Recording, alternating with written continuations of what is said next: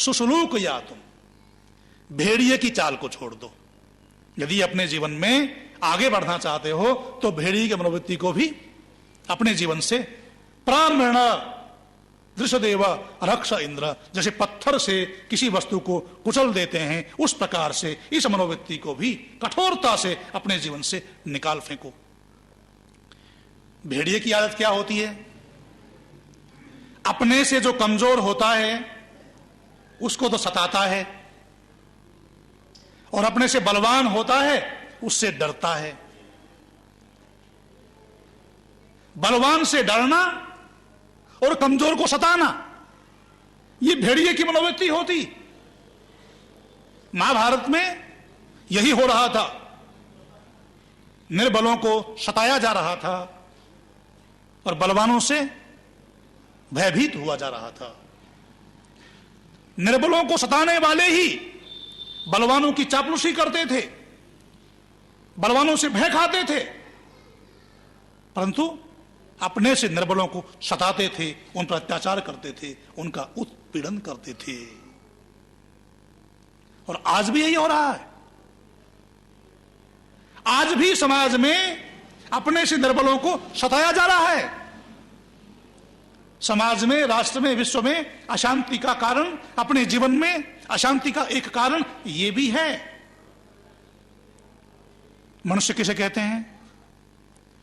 जो भेड़िए की मनोवृत्ति को अपने जीवन में नहीं आने देता। महर्षि दयानंद जी महाराज मनुष्य की परिभाषा करते हुए कहते हैं, मनुष्य उसी को कहना जो स्वात्मवत अन्यों के सुख दुख और हानि लाभ को समझे, अन्यायकारी बलवान से भी न डरे और धर्मात्मा निर्बल से भी डरता रहे। इतना ही नहीं, अन्यायकारियों के बल की हानि सर्वथा किया करे और न्यायकारियों के बल की वृद्धि सदैव किया करे। इस मनुष्यपन रूप धर्म से पृथक कभी भी न होवे। ये जो मंत्र है ना, इस मंत्र में जो भेड़िए की मनोवृत्ति है, इस मनोवृत्ति का पूरा चित्र महर्षि दयानंद जी महाराज ने अपने इस मनुष्य की परिभाषा में खींच दिया है। मनुष्य उसे ही कहना यदि अन्यायकारी बलवान से भी तो डरे और न्यायकारी धर्मात्मा को सताए, उसको डराए, उसका उत्पीड़न करे, वो मनुष्य नहीं है। मनुष्य भी नहीं है। केवल मनुष्य देहधारी होने से कोई मनुष्य मनुष्य नहीं होता। केवल सामने आंखें इनको देखने से ही कोई मनुष्य नहीं होता। ये तो पशु के भी होती हैं। पशु को पशु क्यों कहते हैं? पश्यति पशु, जो केवल देखता है इन भौतिक आंखों से, विवेक की आंखों से जो नहीं देखता, जो अच्छे मार्ग को और बुरे मार्ग को नहीं पहचानता, क्योंकि उसके पास विवेक नहीं है। और विवेक ही नहीं है तो परमपिता परमात्मा से गायत्री मंत्र में यह कामना कैसे करेगा कि हे प्रभु, मुझे सन्म मार्ग पर चलने की प्रेरणा करना, मेरी बुद्धि को प्रचंड गति से प्रेरित करना।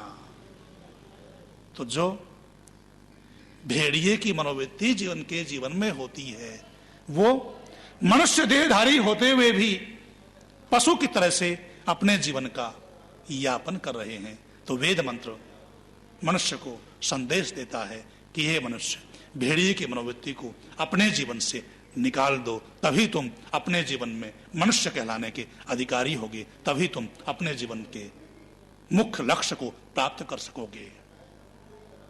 उलूक या तुम, सुसुलूक या तुम। उल्लू की चाल को छोड़ दो और भेड़िए की मनोवृत्ति को छोड़ दो।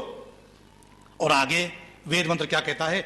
जही, छोड़ दो, स्वयातमुत, कुत्ते की चाल को भी छोड़ दो। कुत्ते की चाल क्या होती है? कुत्ता एक तो चापलूसी करता है, एक रोटी का टुकड़ा डाल दो, पूछ लाने लग जाएगा। जिन मनुष्यों की मनोवृत्ति कुत्ते जैसी होती है, चापलूसी करने की। जैसे भेड़िया अपने से बलवान से डरता है ना, ऐसे ही कुत्ते की मनोवृत्ति वाला व्यक्ति भी चापलूसी करता है। जिनसे कुछ प्राप्त होने की आशा रहती है या थोड़ा बहुत टुकड़ा प्राप्त हो जाता है, तो वो कुत्ते की मनोवृत्ति वाला व्यक्ति जिससे प्राप्ति की आशा होती है या जिससे कुछ मिल गया है, उसकी चापलूसी करता है। एक कुत्ते की मनोवृत्ति क्या होती है? आपसी फूट। कुत्ता कुत्ते का बैरी। एक कुत्ता दूसरे कुत्ते को देखकर गुर्राता है, अपनी गली में दूसरे कुत्ते को नहीं आने देता। और मनुष्यों में भी, विद्वानों में भी यह प्रवृत्ति दृष्टिगोचर होती है। इसीलिए कहावत बन गई, पंडितः पंडितम दृष्ट्वा स्वानुवत् गुरगुरायते। एक पंडित दूसरे पंडित को देखकर कुत्ते की तरह से गुर्राता है। और जो कुत्ते की मनोवृत्ति रखता है वो विद्वान तो क्या, मनुष्य कहलाने का भी अधिकारी नहीं होता। और जब जब इस देश में कुत्ते की मनोवृत्ति हावी हुई है, तब तब इस देश का पतन हुआ है।